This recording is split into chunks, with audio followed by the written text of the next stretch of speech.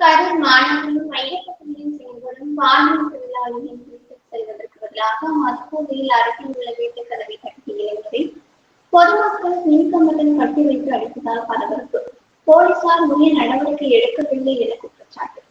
நாமக்கல் மாவட்டம் மரமணி பகுதியைச் சேர்ந்தவர் சதீஷ்குமார். இவர் கரூர் மாணவர்களின் மையப்பகுதியில் அமைந்துள்ள வேங்கு மாரியம்மன் கோவில் அருகில் உள்ள நல்லகந்தான் ஓடைத்தெருவில் உள்ள அடுக்குமாடி கட்டிடம் ஒன்றில் செயல்பட்டு வரும் வாயில் தொழிலாளியின் வீட்டுக்கு அடிக்கடி வந்து செல்வதாக கூறப்படுகிறது. திருமணமாக சதீஷ்குமார் கரூர் மினி பேருந்து நிலையம் அருகில் உள்ள பெண்மணி ஒருவரின் செல்போன் எண்ணுக்கு தொடர்பு கொண்டு அவர் அளித்த தகவலின் பெயரில் மாதம் ஒருமுறை அந்த வீட்டிற்கு வந்து செல்வதாக கூறப்படுகிறது. இந்த நிலையில் இன்று வழக்கறிஞர் கரூர் சதீஷ்குமார் மதுபோதையில் இருந்ததால் சம்பந்தப்பட்ட கட்டிடத்திற்கு செல்லாமல் அருகில் அமைந்துள்ள அடுக்குமாடி கட்டிடத்தில் உள்ள வீட்டின் கதவை கட்டியுள்ளார்.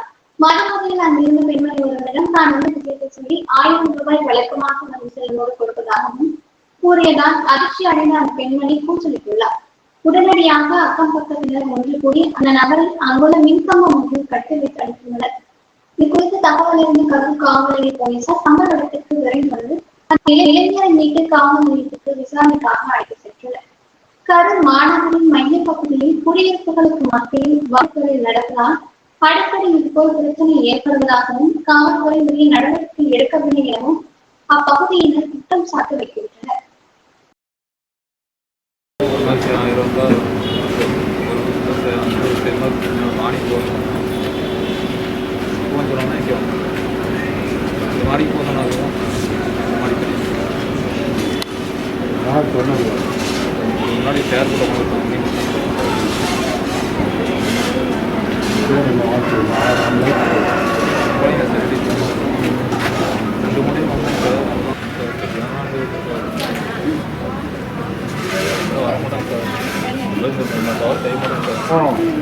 சரி விட்டுருவாங்க நோட்டு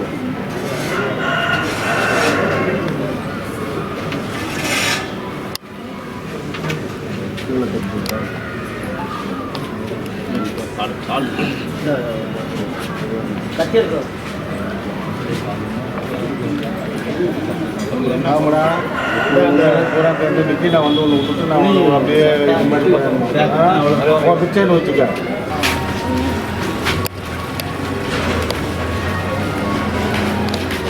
எவ்வளோ திருப்பி